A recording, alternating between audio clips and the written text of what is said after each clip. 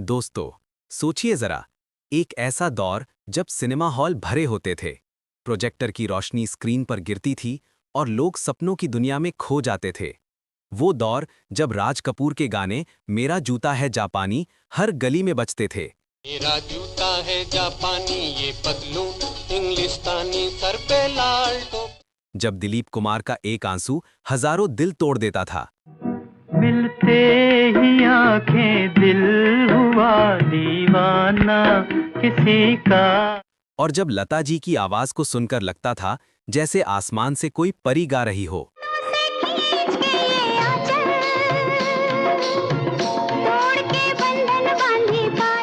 आज हम बात करेंगे बॉलीवुड के उसी गोल्डन एरा की, जहां फिल्में सिर्फ एक कहानी नहीं बल्कि एक जज्बा होती थीं। वीडियो शुरू करने से पहले चैनल गुड लाइफ को सब्सक्राइब कर लीजिए और बेल आइकॉन दबाएं ताकि आप तक हर नए दौर की कहानी सबसे पहले पहुंच सके। गोल्डन एरा की शुरुआत। बॉलीवुड का असल गोल्डन एरा 1940s से शुरू हुआ और 1970s तक चलता रहा। ये वो वक्त था जब फिल्में सिर्फ पैसा कमाने का जरिया नहीं थी, ये लोगों के दुख दर्द का इलाज थीं। उस वक्त की फिल्में जैसे बरसात, बैजू बावरा और आवारा ने सिर्फ बॉक्स ऑफिस पर धमाका नहीं किया, उन्होंने दिल जीत लिए। आज भी अगर आप आवारा हूं सुनते हैं तो दिल के कोने से एक आवाज आती है।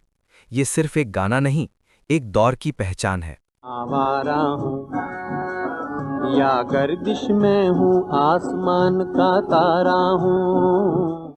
Kapoor, the showman. Golden era का सबसे बड़ा नाम था राज कपूर। उनकी फिल्में एक कहानी होती थीं जो गरीब आदमी की जिंदगी को समझाती थीं। फिल्म श्री 420 का गाना मेरा जूता है जापानी, ये पतलून इंग्लिस्तानी आज भी दुनिया भर में इंडियन सिनेमा का सिंबल माना जाता है। राज कपूर की ऑन स्क्रीन जोड़ी नरगिस के साथ इतनी मशहूर हुई कि लोग असल जिंदगी में भी उन्हें एक दूसरे का हमसफर समझने लगे। फिल्म बरसात और आवारा की केमिस्ट्री ने उनको हमेशा के लिए अमर कर दिया। Dilip Kumar, the tragedy king. Bollywood का असली अदाकार दिलीप कुमार। उनकी एक्टिंग में एक ऐसी गहराई थी जो किसी और के पास नहीं थी। फिल्म देवदास में उनका दर्द, उनकी आंखों का जज्बा आज भी लोग भूल नहीं पाए। उनका एक डायलॉग याद है, कौन कमबख्त बर्दाश्त करने को पीता है, हम तो पीते हैं कि बस सांस ले सकें। ये सिर्फ एक डायलॉग नहीं था, ये जिंदगी की तस्वीर थी। देव आनंद, उन्हें बॉलीवुड का एवरग्रीन हीरो कहा जाता है। उनका स्टाइल, उनकी मुस्कान और उनका अंदाज बिल्कुल अलग था।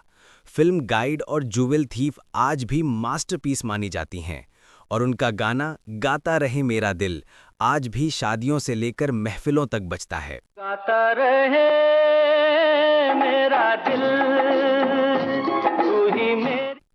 गोल्डन एरा सिर्फ हीरोज का नहीं था, हीरोइंस ने भी इस दौर को अमर बनाया। मधुबाला, जिन्हें दुनिया की सबसे खूबसूरत अदाकारा कहा गया। फिल्म मुग़ल-ए-आज़म में उनका रोल अनारकली के तौर पर बस एक जादू था। उनका डायलॉग प्यार किया तो डरना क्या आज भी लोगों की जुबान पर है।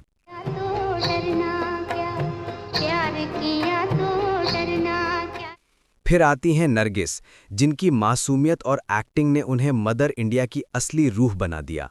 और वहीदा रहमान, फिल्म गाइड में उनका अंदाज और अदा ने उन्हें हमेशा के लिए इमॉर्टल कर दिया। म्यूजिक, दिल की आवाज़। गोल्डन एरा का सबसे बड़ा जादू था उसका म्यूजिक। मोहम्मद रफ़ी की आवाज़, जो कभी चौदहवीं का चांद हो गाकर मोहब्बत का पैगाम देती थी और कभी ये दुनिया अगर मिल भी जाए तो क्या है गाकर जिंदगी का सबक देती थी। चौदहवीं का चांद हो या आफताब हो। लता मंगेशकर जी, जिनकी आवाज़ को भगवान का तोहफा कहा गया। उनका गाना लग जा गले सुनकर आज भी दिल भर आता है।